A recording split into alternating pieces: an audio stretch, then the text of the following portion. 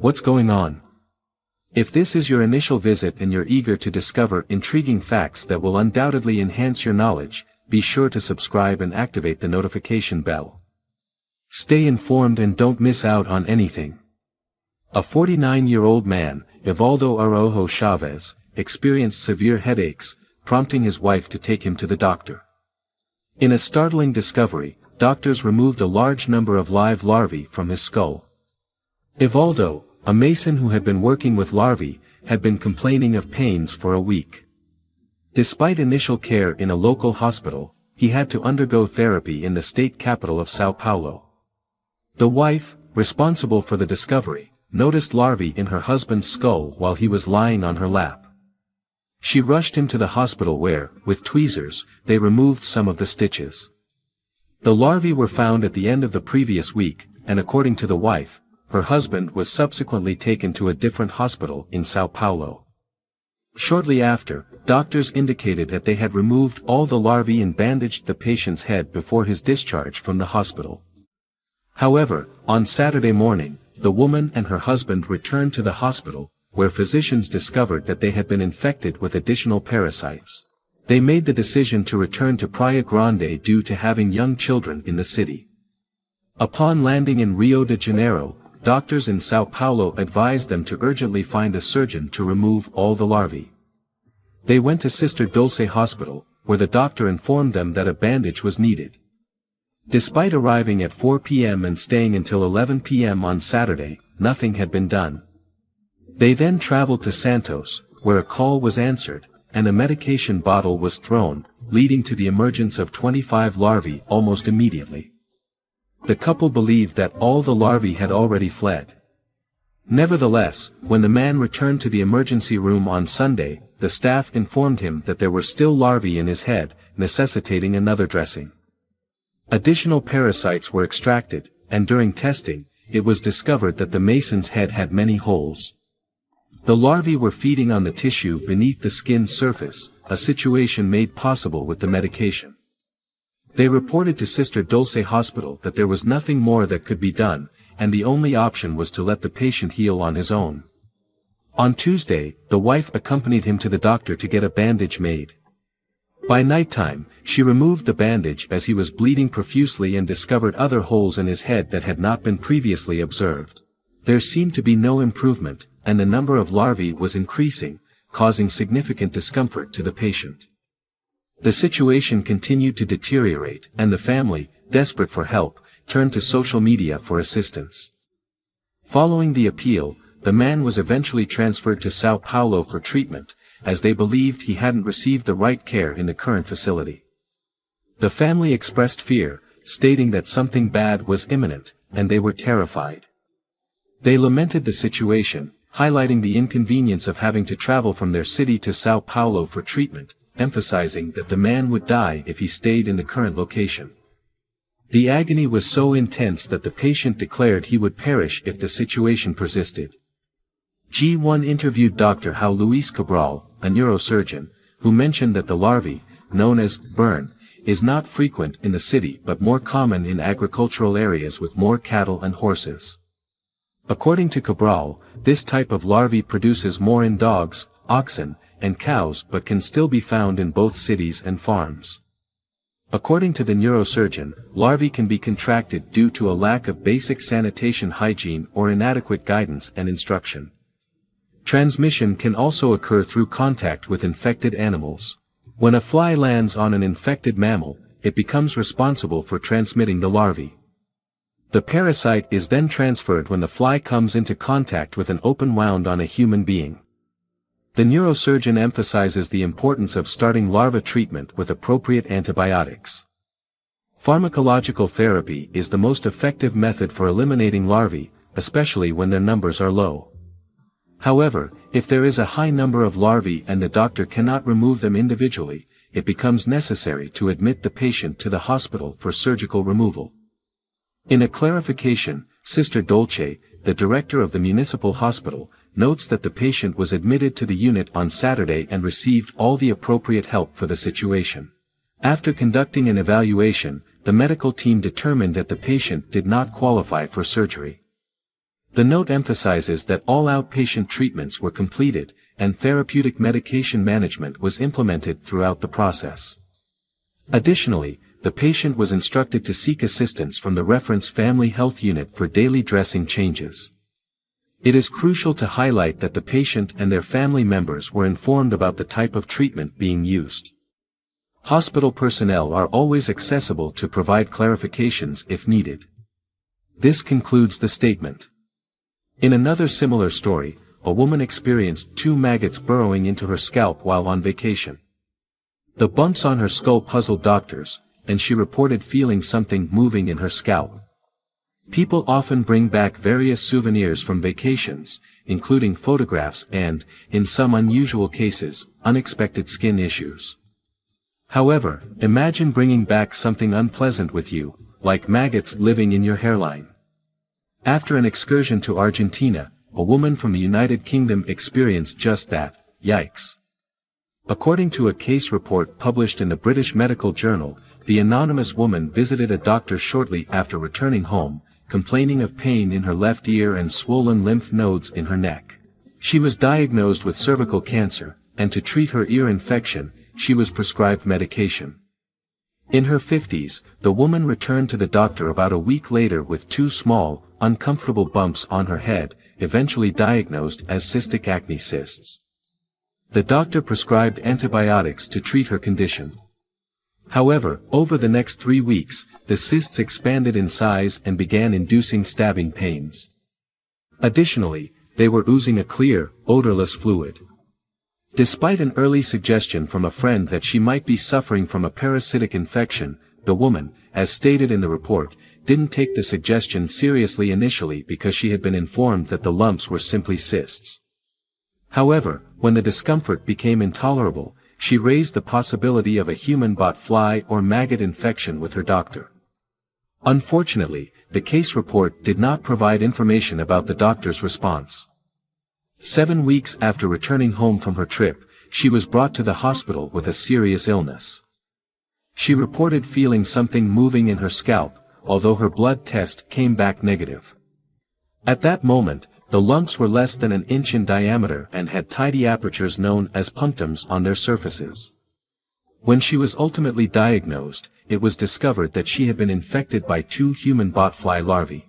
To remove the larvae, doctors intended to smother the lumps with Vaseline, covering the puncture to cut off their air supply, causing them to migrate to the skin's surface in search of oxygen. Unfortunately, one of them had died, and the other needed to be medically removed. After rinsing both incisions with saline, antibiotic ointment was applied to the scalp to prevent infection. Botflies lay their eggs on mosquitoes, and their larvae can be transmitted to people if they are bitten by the insects. These flies deposit eggs on mosquitoes, and the warmth of the human body causes the fly eggs to hatch. The larvae then burrow into the skin's innermost layer, where they can survive for several weeks. During her journey, the woman claimed she was attacked by mosquitoes multiple times, describing it as an unpleasant experience. In conclusion, if you begin to feel unwell after returning from a tropical vacation, it's advisable to consult your doctor about the likelihood of a botfly infection or any other parasitic infection. While such occurrences may seem absurd in the United States, they are relatively regular in warmer parts of the world. Thanks for watching. Please like and share the video on social networks. We'll be right back to you as fast as we can. Then there is another story. Let's continue.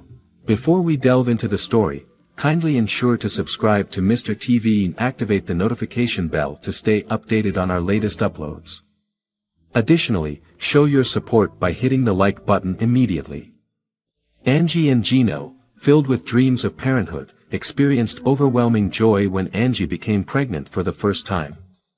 Their excitement reached new heights when they welcomed a baby boy into their lives 9 months later. A couple of years passed, and Angie found herself pregnant once again, giving birth to their second son. Despite the immense joy in their growing family, Angie and Gino couldn't shake the feeling that something was missing. Although they cherished their sons dearly, the desire for a baby girl lingered.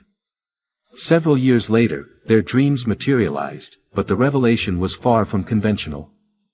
To uncover the surprising news that completely shocked Angie and Gino, continue reading.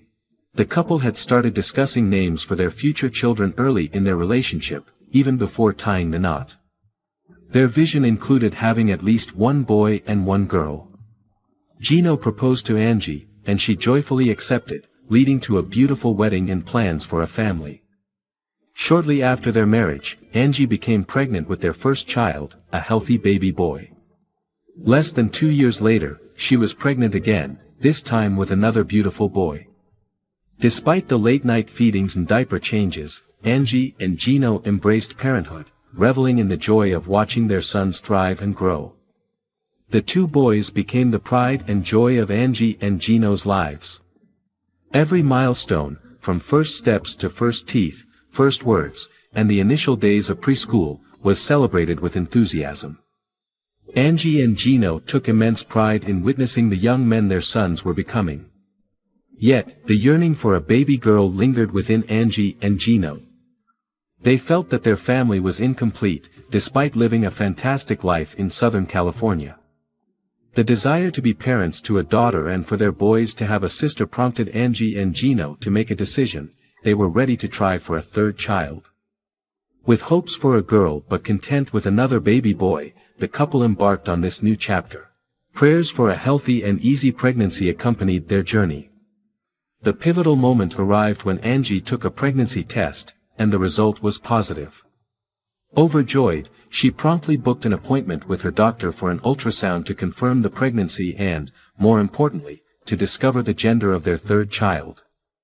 Excitement filled the air as Angie eagerly awaited the news. Although she would have been happy with a boy or a girl, the longing for a baby girl was evident. A blood test provided the answer, confirming that Angie was indeed expecting a girl. The couple rejoiced at the prospect of finally becoming proud parents to a baby girl. However, the joy multiplied during a follow-up ultrasound when the doctor made an unexpected discovery. It wasn't just one little girl in Angie's uterus, she was expecting triplets. Yes, 3 little girls were soon to join their family. Angie and Gino were initially stunned by the revelation, uncertain of how to process the unexpected news. As the ultrasound continued, more surprises unfolded. The doctor noticed that Angie was carrying 2 placentas, adding another layer of uniqueness to this extraordinary pregnancy. The couple, initially shocked, began to process the reality of welcoming not just 1 but 3 little girls into their lives. Indeed, within Angie's womb, a unique scenario unfolded. While she carried 3 babies, the intricacies revealed that 2 of the babies shared a placenta as they originated from a single egg. Essentially, Angie was carrying a set of identical twins alongside a third baby that formed from a different egg cell. The doctors emphasized the rarity of this occurrence, highlighting the extraordinary nature of Angie's pregnancy. Angie and Gino, initially shocked by the revelation, were overjoyed that their prayers for a baby girl had been answered, and not just 1 but 3 baby girls were on the way. Despite the elation, concerns loomed. The doctors explained to Angie and Gino that a triplet pregnancy, especially with the complexity of having 2 babies sharing a placenta, might come with complications. This revelation brought a mixture of joy and worry to the expecting parents. Notably, Angie and Gino hadn't undergone in vitro fertilization, IVF, making the possibility of conceiving triplets without medical assistance exceptionally rare in their case. The odds of a triplet pregnancy through natural conception are just 1 in 4,000, making it an exceptionally rare event. The chances of 2 of the babies being identical are even slimmer. Bringing 1 baby into the world already requires a significant amount of preparation and planning, and welcoming 3 babies amplifies the complexity.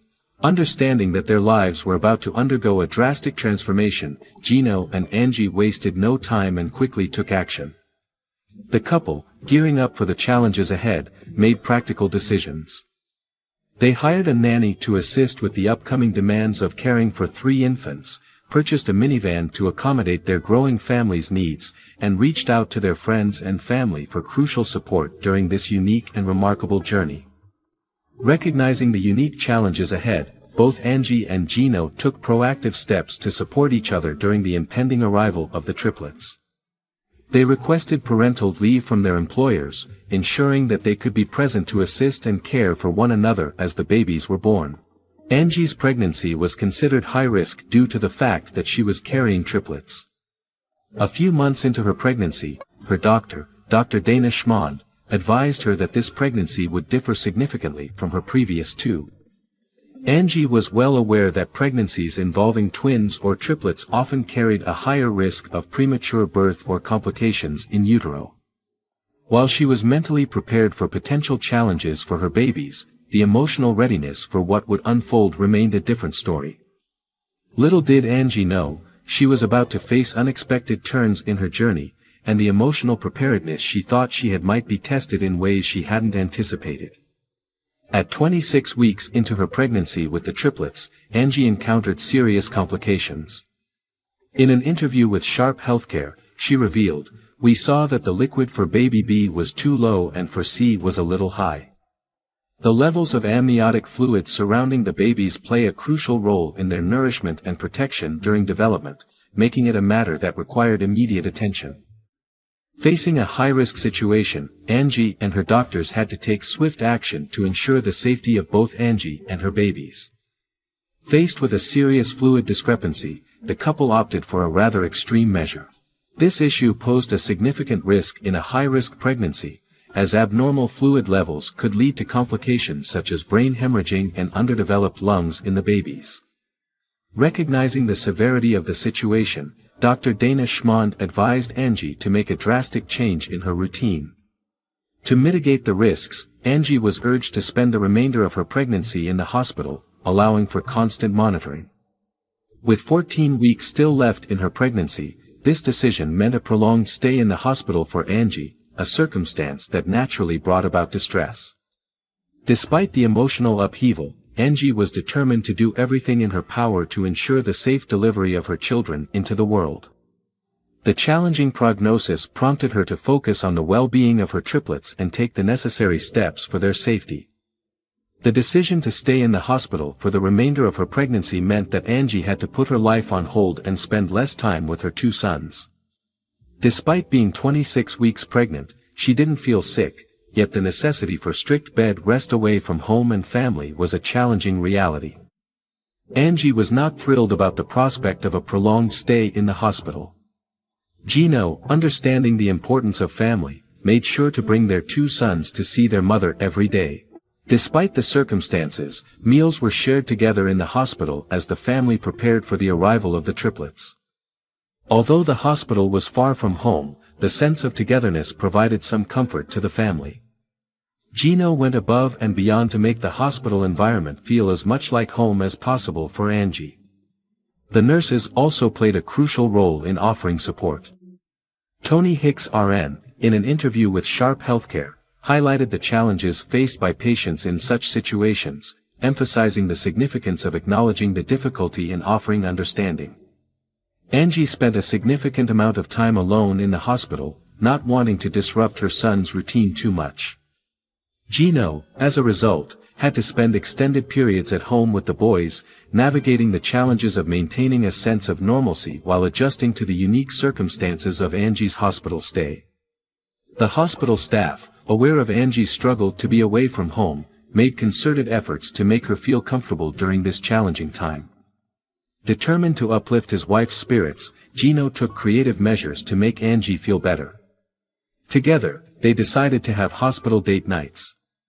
Sharing dinner in Angie's hospital room, they turned these moments into precious date nights that they rarely got to experience at home. Angie expressed, "This is our date night that we never get at home." While Angie was advised to stay in bed for most of her time in the hospital, she was allowed short periods of mobility in a wheelchair. Occasionally, Angie's medical team took her on tours of the neonatal intensive care unit, NICU. They wanted her and Gino to be familiar with the NICU, understanding that their babies might need to spend time there if born prematurely. The medical team aimed to prepare the couple for any challenges that might arise.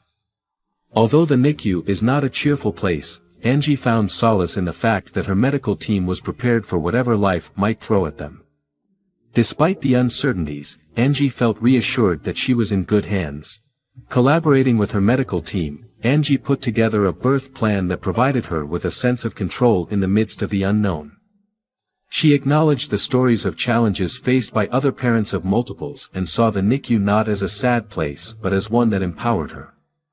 Constant monitoring became a routine for Angie and her babies during their hospital stay.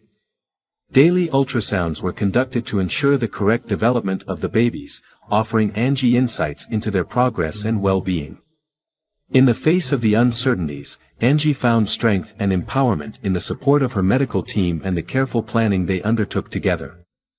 During a routine ultrasound, doctors made a discovery that added a new layer of concern. Baby B was smaller than both baby A and baby C. While it was expected for one of the identical twins to be smaller due to them sharing a placenta, this meant that baby B required extra monitoring. Each ultrasound session became a critical examination of baby B's development, with the medical team paying special attention to ensure the baby's well-being.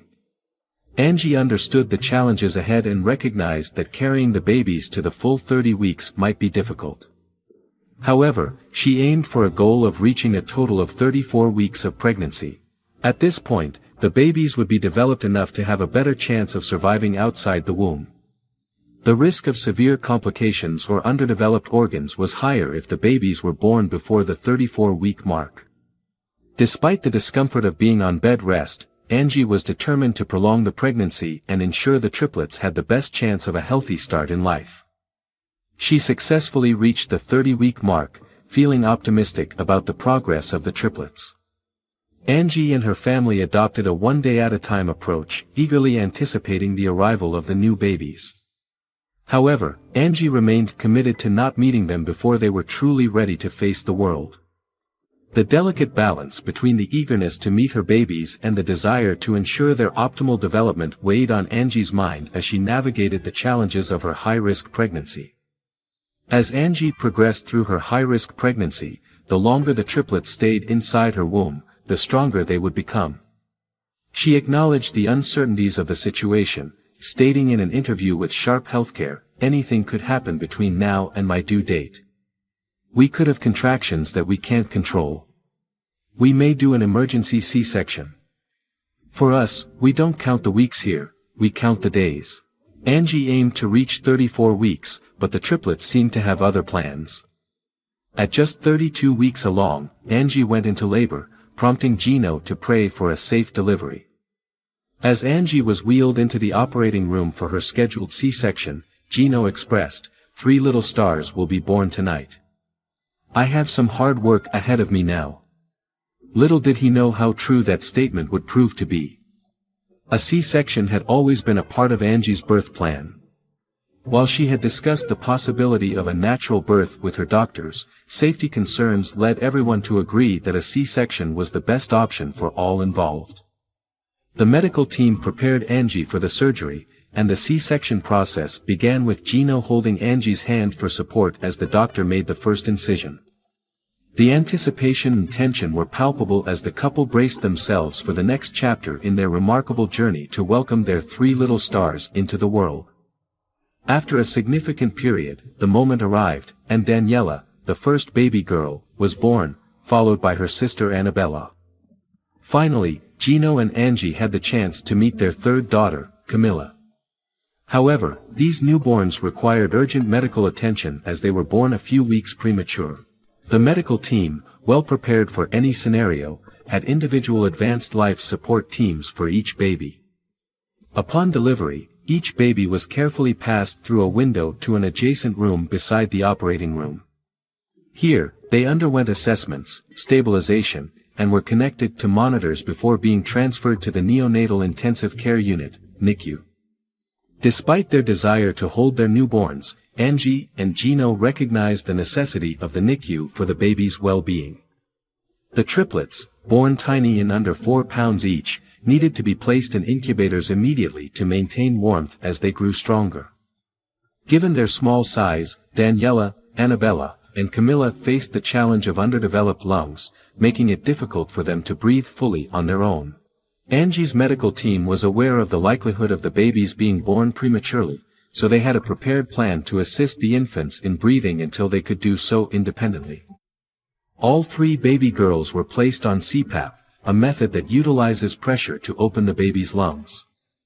During a critical moment, when the baby's oxygen levels dropped to just 55%, CPAP played a crucial role in providing the essential oxygen they needed.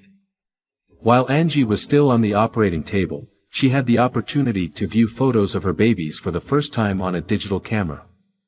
Although it couldn't replace being physically present and holding them, she was relieved to see that they were doing well. The triplets, Daniela, Annabella, and Camilla, were never alone during their time in the NICU. A dedicated nurse accompanied them at all times, considering the ongoing risk of potential health complications. Elena Harper, an RN caring for the triplets, expressed deep empathy for parents facing the challenge of being separated from their newborns. The delivery of these 3 little girls, a few weeks premature, brought uncertainty as no one knew exactly what to expect. Fortunately, within a few hours of delivery, Daniela, Annabella, and Camilla were stable and breathing independently. Although the newborns still required monitoring and weren't ready to go home, Angie and Gino could find comfort in the knowledge that their daughters were healthy and progressing well. The prospect of soon returning home and commencing life as a family of 7 brought immense joy. Angie's relief at no longer being pregnant was palpable, considering the stir-craziness that had come with being on bed rest. She eagerly anticipated going home to live a normal life with her husband and children. Despite the long recovery journey ahead, Angie saw the light at the end of the tunnel and was excited about the prospect of meeting her stable newborns, Daniela, Annabella, and Camilla. Angie and Gino were finally able to meet their daughters, and the NICU nurses, accustomed to witnessing nervous parents, shared in the excitement when babies were in stable condition, allowing parents to rest at ease. Despite understanding the difficulty of prolonged separation, the NICU nurses cheered Angie and Gino on as they were reunited with their daughters. Elena Harper, an RN, expressed her joy in witnessing the initial contact between mother and baby, a special moment she always looks for and is privileged to be a part of. Once Angie was out of surgery and in stable condition, she would have the long-awaited reunion with her babies. Despite being on medication and experiencing post-surgery pain, Angie's focus was solely on meeting her 3 beautiful little girls. The nurses wheeled Angie to the NICU with Gino by her side, eagerly anticipating the sight of their newest family members. Overwhelmed with excitement, Angie and Gino couldn't contain their joy. Though Angie hadn't been able to hold her babies right after birth, a nurse handed each of them a baby in the NICU. In that moment, Angie was in complete disbelief, realizing that all the days spent on bed rest were entirely worthwhile. Overwhelmed with happiness, tears welled up in Angie's eyes as she turned to Gino and expressed, "It feels so right." Though the separation from her babies had only been a few hours, to Angie, it felt like an eternity. "Even though I was only a few hours apart from them, I already missed them," Angie expressed. The joy of being reunited was immense for her as she held each of her girls, cherishing a special moment with each one. She listened to their cries and comforted them back to sleep, grateful to know that her children were already displaying strength. Gino also had the opportunity to hold each of his daughters, and together with Angie, they took turns engaging in skin-to-skin contact with the babies. The nurses carefully tucked the babies into Gino's shirt, providing the crucial benefits of skin-to-skin contact, especially important for premature babies who are yet to regulate their body temperature. Gino's body acted as an incubator, keeping his daughters cozy and warm. Newborn babies, particularly premature ones, sometimes don't open their eyes immediately after birth. However, as soon as Annabella was placed on her dad's chest, she looked up at Gino with squinty open eyes. Gino, overjoyed, remarked, "Look at that, she's opening her eyes, listening to me." It was a beautiful feeling for him to finally hold his baby daughters. After a challenging start to life, everything was falling into place for the triplets. They were now stable enough to go home after spending a few weeks in the NICU. Angie and Gino could finally complete their family and introduce the triplets to their older brothers, marking a heartwarming conclusion to the initial uncertainties. You would never guess that these girls were born prematurely. They are as strong and healthy as ever. The photo captures them at just under a year old. Angie gave birth to her daughters in 2011, and much has changed since then. The image was taken at the triplets' 6th birthday party, showcasing how time is flying by, and the girls are growing stronger by the minute. Angie reflects on the journey, mentioning that in some ways, it feels like a long time since she spent weeks in the hospital on bed rest, but in other ways, the whole ordeal seems like it happened just yesterday. Time passes quickly, and Angie and Gino already knew that being parents wasn't easy, but the challenge became even greater with 5 children. Despite the difficulties, Angie and Gino have made it work because they are dedicated to raising happy, healthy, and thriving children. Despite the challenges that sometimes arise, Angie and Gino consistently support each other. While they may make parenting appear easy, they openly admit that the task seems simpler from an outsider's perspective. Overall, they express immense happiness with the life they've created for their family. A few years ago, Angie and Gino found themselves praying for a baby girl, feeling that their family was missing something. Little did they know, their family was missing the unique joy that their 3 daughters would bring. They affectionately refer to their life as fun chaos, acknowledging the close age proximity of their children, which can be chaotic yet leads to the joy of shared school experiences and fun-filled learning and playtime together. As the triplets grow older, the pace at Angie and Gino's house has settled. Despite the initial chaos of a household with 5 kids, it now feels entirely normal to them. The idea of life without those 3 little girls is unimaginable for Angie and Gino. While they may have received more than they initially bargained for, it has turned out to be a dream come true. Angie reflects, "It's truly a dream come true to have them come into my life," expressing the overwhelming joy and fulfillment their daughters have brought into their family. That's all for today's story.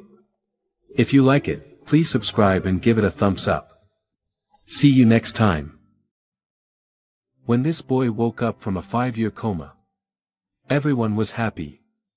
But as soon as he saw his mom, he screamed and asked her to leave. Then he told the doctor something horrifying about the woman. Gary and Tina were a beautiful and loving couple. They had a peaceful and happy home. But their lives became a living hell when their son Dave suddenly fell sick. He started having terrible headaches, sleepless nights, and fatigue. Within a few days, his condition worsened, and his parents rushed him to the hospital. A few days later, he was diagnosed with encephalitis, an inflammation of the active tissues of the brain, caused by an infection or an autoimmune response. Despite being administered proper care, Dave's health didn't improve soon enough. He lost his mobility. And as days passed, his condition worsened, and he fell into a coma. Gary and Tina were devastated. Sadly, all they could do was watch their son lie helplessly on the hospital bed. Tina couldn't understand why such a tragedy would befall her son. For heaven's sake. He used to be energetic and healthy. And then out of nowhere, he had fallen into a coma. All of this affected her mentally and physically. She started losing weight. And she lost interest in activities that used to bring her joy. Gary, on the other hand, was resilient. He met with different doctors and consultants in hopes of finding a solution to his son's condition. Sadly, all his efforts proved abortive. Months passed by. Yet Dave remained in a vegetative state. He was only 7 years old but was going through hardships that most adults never even get to experience in their whole lifetime. While the couple was hoping things would get better, the doctor called them into his office one day and told them that Dave would remain in a coma for the rest of his life. To make matters worse, he told them nothing could save the boy, and he advised them to take him home and hope for a miracle. Have you ever experienced helplessness? That terrifying moment when you can't even save or defend yourself or loved ones, even when you're dying to. This was exactly how Dave's parents felt when they heard the doctor's words. Left with no other option, they took him home and cared for him. And trust me, it was exhausting and excruciating. 5 years later, Dave was 12 years old, which meant he had spent 5 years of his life in that horrifying state. Was there any hope left for him? Everyone wondered. Despite all this, Gary refused to give up hope. And he continued taking care of his son. Each morning, he sang for him and stroked his hair gently while shedding tears. "Son, if you can hear me, I need you to fight. Mommy and Daddy need you. Please keep fighting, baby. We love you so much," he would say.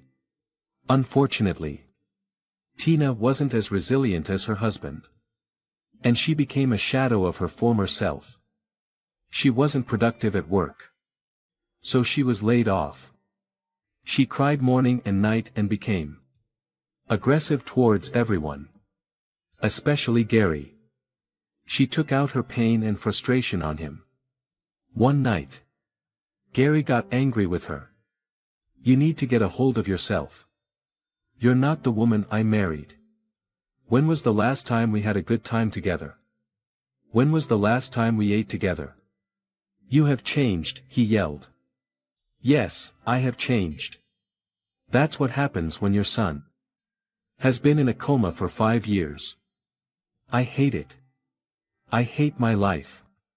I'm tired," Tina yelled back. The duo used to be a loving and fun couple. They understood each other. But ever since Dave's health worsened, they were always at loggerheads. Sometimes they went to bed without saying a word to each other. Soon enough, Tina started being resentful towards her son. She felt his illness was taking away the joy and happiness they once had as a family. "Why won't he just wake up? Doesn't he know how much it hurts to sit and wait?" she would ask her husband. One day, Tina sat on her bed, reminiscing. She thought about the days they all ate together, went on vacations, and held hands on the street. She remembered the laughter, the joyful tears. But now, all that was gone, all because of Dave. At that moment, she wished she could turn back the hands of time. She was tired of crying, waiting, and hoping. She wished her son would wake up right away. She was tired of it all. With these thoughts in her head, Tina lost control of her emotions. She jumped down from her bed and went to Dave's room. She looked at him scornfully, and with tears in her eyes, she said terrible words to her dear son. If only she knew those words would demoralize him. If only she knew she would later regret them with all her heart.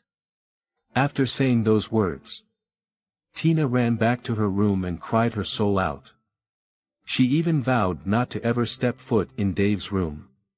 Then one night, Tina lost control of herself again, and she tried to take her own life. "It hurts so much. I'm tired," she told her husband after he had successfully stopped her from harming herself. During this difficult period, Gary was there for his wife, and he often advised her that the journey towards a happy ending isn't always rosy. But whatever is worth fighting for is definitely worth the stress and effort. Let's keep fighting. I've got your back. Unfortunately, Tina's mental health worsened, and her husband took her to the hospital. She was admitted, and with the help of a psychologist, her mental health improved. Afterwards, Tina became much more stable, and she and her husband rekindled their old flame. Tina also got a new job, and she gave it her best. Tina and Gary supported each other and dared to be hopeful that their son would recover. It didn't matter if it took 1 day or 100 years for Dave to come out of his coma. They had made up their minds to wait. The couple employed a nanny, Emily, to look after their son. Emily was also a family friend, and she took good care of Dave. A few months after Emily started working for the family, something unbelievable happened. Emily was cleaning Dave's room when she suddenly heard a faint sound. "Who's that?" she asked. But no one responded. So she continued sweeping. A few seconds later, she heard the same groan. But that was when she realized that Dave was the one making the sounds. She rushed towards him. And a few seconds after she got there, the boy tried to speak. Then he opened his eyes and closed them again. Seeing this, Emily screamed at the top of her lungs. She couldn't believe her eyes. And she was overjoyed. She paced around the room as she eagerly waited for Gary and Tina to return from work. As soon as they returned, an excited Emily told them everything. And they rushed to Dave's room. "Baby, are you there?" Tina asked. And at that moment, Dave opened his eyes, looked in her direction, and closed his eyes again. The couple couldn't believe their eyes. And they rejoiced. Wasting no time, they rushed the boy to the hospital. The doctors gave Dave intravenous medications and other supportive care. Within a few weeks, he was finally able to talk. And that was when something unexpected happened. As soon as he saw his mother, he screamed and asked her to leave at once. "Baby, it's me, it's Mommy," she said. But Dave screamed harder and shouted at her to get out. Gary rushed to his wife, hugged her, and took her outside. Dave and his doctor were the only ones in the room. So the doctor gently asked them why he didn't want to see his mom. The boy's response was horrifying. "My mom hates me. And I don't like her anymore either," he said. Then he told the doctor that while he was in a coma, he was conscious of everything that was going on. So he heard his mom say terrible things about him. "Mom hated me, and she wanted me to die so she and Dad could be happy again," he confided in the doctor. The physician told Gary and Tina everything that their son had said. Hearing the doctor's words, Tina's eyes stung with tears. And she bitterly regretted her words. She was so embarrassed to face her son. So every morning, she sent him handmade cards with the words, "I'm sorry," written on them. After doing that for a week, she decided to apologize in person. She and Gary went together and asked their son for forgiveness. Gary also explained that Tina meant none of those words and she was only going through a lot at the time. Dave moved closer to his mom. And with tears in his eyes, he said, "Mommy, I forgive you." Then he thanked his parents for the support they had given him over the past few years. A month later, Dave was discharged from the hospital. He couldn't walk yet, so he was placed in a wheelchair. But his doctors assured him that he would be back on his feet in no time. Dave's parents gave him all the support he needed. Once again, they were a happy family. And over the next few months, they tried to take back everything that time stole away from them. I'm glad that, despite the challenges, regrets, and betrayals, this family came out stronger. When 19-year-old Devin, a poor boy from a black neighborhood, landed a job at a popular supermarket chain, he found a ray of hope for a better life. However, he lost his job when he violated the store policy to assist an old man struggling with his groceries. The next day, A surprising turn of fate awaited him. Devin, a radiant and intelligent 19-year-old boy, found himself shackled by the unfortunate circumstances of his financially constrained life. With dreams as vast as the ocean and untapped potential, his ambitions were often eclipsed by his family's dire financial situation. Taking it upon himself to change the narrative, Devin took a job at a local supermarket. His humble job was his beacon of hope, his stepping stone towards a better future for himself and his family, and his means to save for his college education. In the sprawling aisles of the supermarket, filled with colorful produce and packaged products, Devin found a space to learn and grow. He was a fast learner, and his hard work was evident in the ease and efficiency with which he navigated the maze of aisles and the labyrinth of customer needs. His attention to detail and unwavering work ethic didn't go unnoticed, and he quickly became a respected figure among his colleagues. His pride and humble demeanor became constants in the hustle and bustle of supermarket life. Yet, the supermarket was not without its challenges. The strict rules imposed by the management often gnawed at Devin's conscience. The policies, designed to maximize efficiency, often lacked the human touch and seemed to prioritize procedures over people. One such rule prohibited employees from leaving the store premises during their shift, even if it was to help a customer. Devin, being the honest person he was, found himself at odds with these rules. His heart ached when he saw elderly customers struggling with their bags, mothers juggling their groceries with their kids, or customers caught off guard by a sudden downpour. Despite the potential risk to his job, he found it difficult to stand by while these struggles unfolded before him.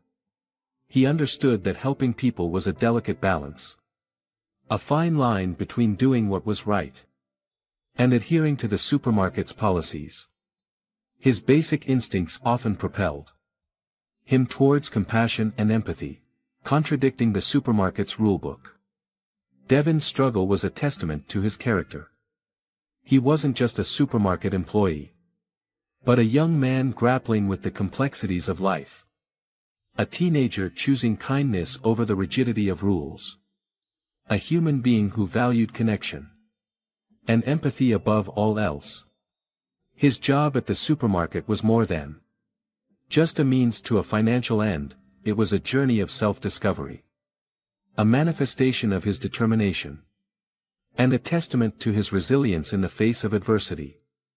One afternoon, amid the monotonous hum of cash registers and the steady ebb and flow of customers, Devin noticed Mr. Frederick, an elderly gentleman, struggling to handle his overflowing groceries. The frail man, leaning heavily on his cane, wrestled with unwieldy grocery bags, his hands trembling under the load. Devin watched the scene unfold from the corner of his eye as he scanned items at his register. His heart tugged at his side, stirring his innate desire to lend a hand. He excused himself from his station and approached Mr. Frederick with a warm smile and an offer to help. Devin took the heavy bags from the older man's grasp, easing his burden under the bright fluorescent lights. As customers navigated their carts through the narrow aisles, a unique scene unfolded.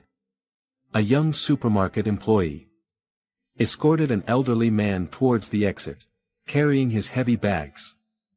The look of relief on Mr. Frederick's face was palpable, replaced by a heartfelt smile of gratitude towards Devin. It was a genuine human moment that made this supermarket feel a bit warmer and kinder. However, Devin's act of kindness did not align with the supermarket's stringent policies.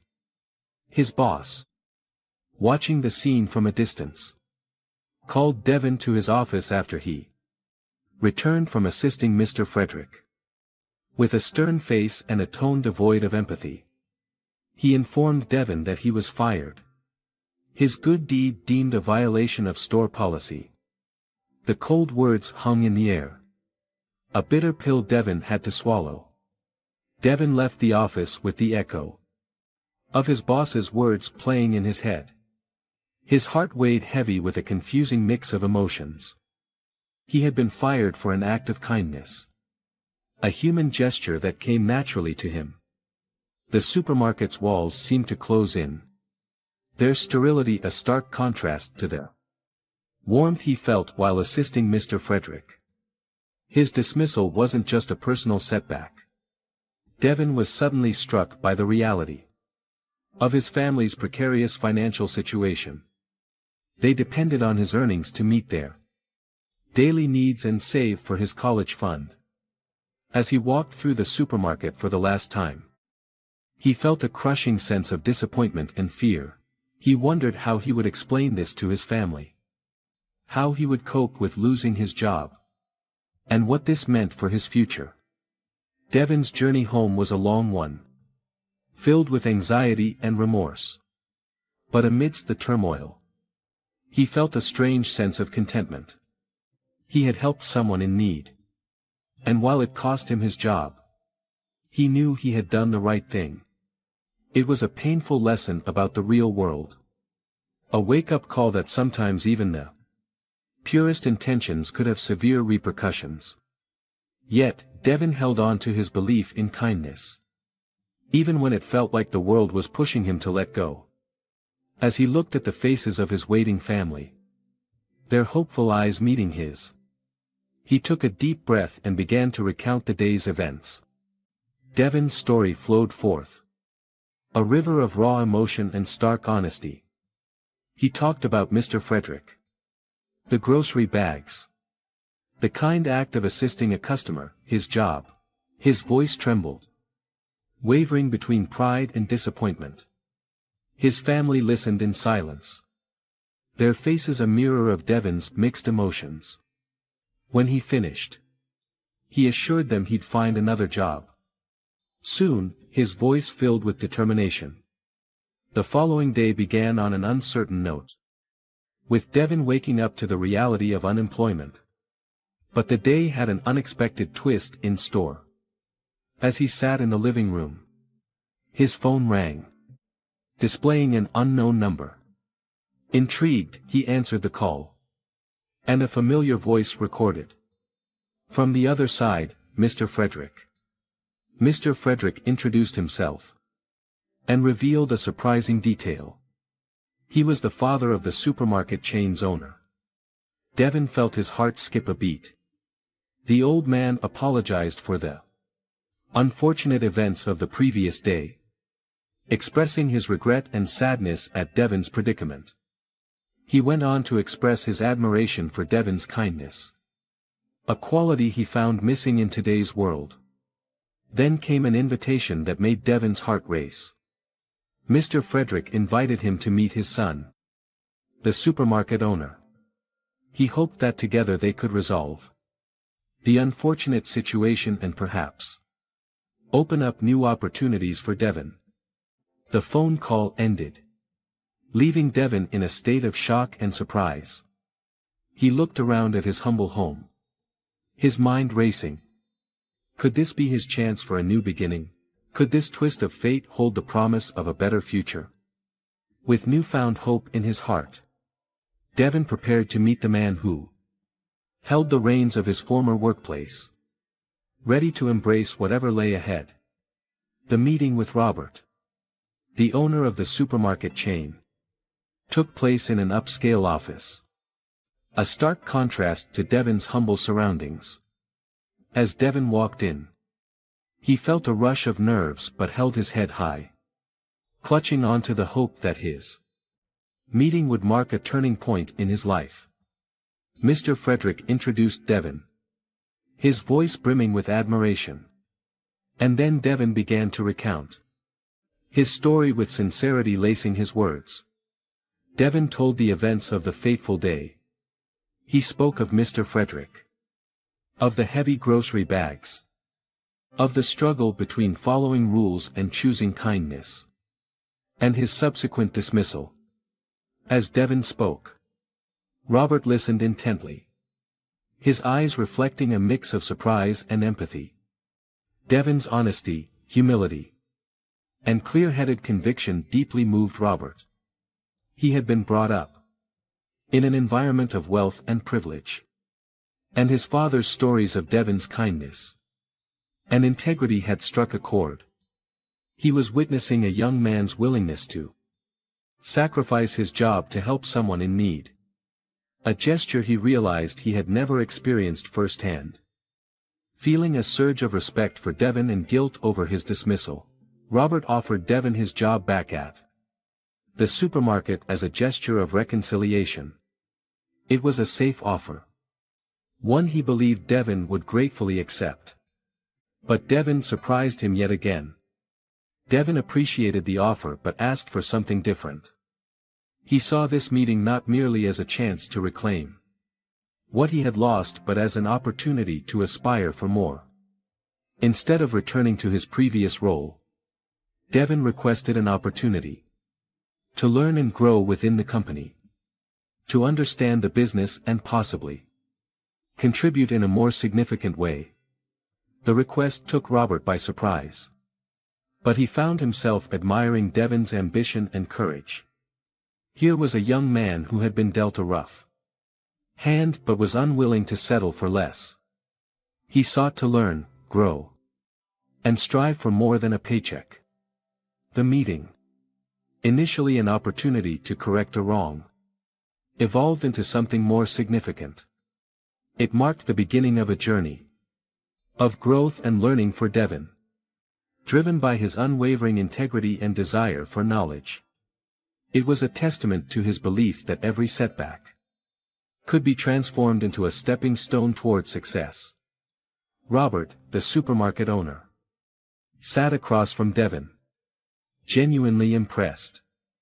The teenager's ambition and sincerity were undeniable.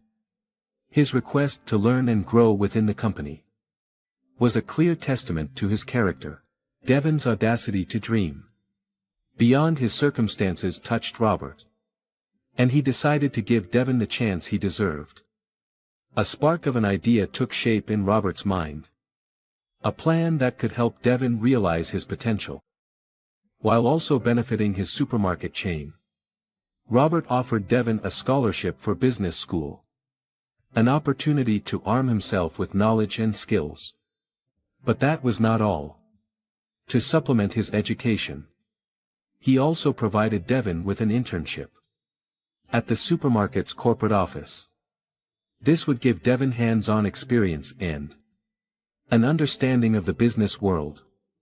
Devon could hardly believe what he was hearing. A wave of emotion swept over him, a combination of relief, surprise, and pure overwhelming joy. His life, which seemed stagnant just a few days ago, was now on a fast track to success. The following weeks were a whirlwind. Devon, once a supermarket employee, found himself an intern at the corporate office and a future business student. His days were filled with new learnings, challenges, and experiences, each bringing him closer to his dreams. The supermarket chain, once just his workplace, became a fertile ground for his growth, offering lessons that extended far beyond the shelves and cash registers. The day Devon left for college was filled with a mix of emotions as he packed his bags. He reflected on his journey. His story was a testament to the unexpected twists and turns of life, a tale of perseverance and kindness, of integrity and ambition. His heart swelled with gratitude, especially towards Mr. Frederick, the elderly man whose groceries had inadvertently changed the course of his life. As he stepped onto the campus, the enormity of the moment hit him. He was no longer just a supermarket employee. He was a business student, an intern, a young man with a promising future.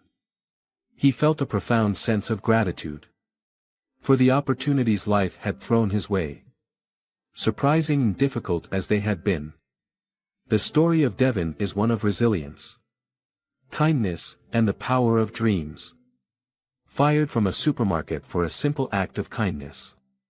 He found his life transformed overnight with a scholarship for business, school, and a corporate internship.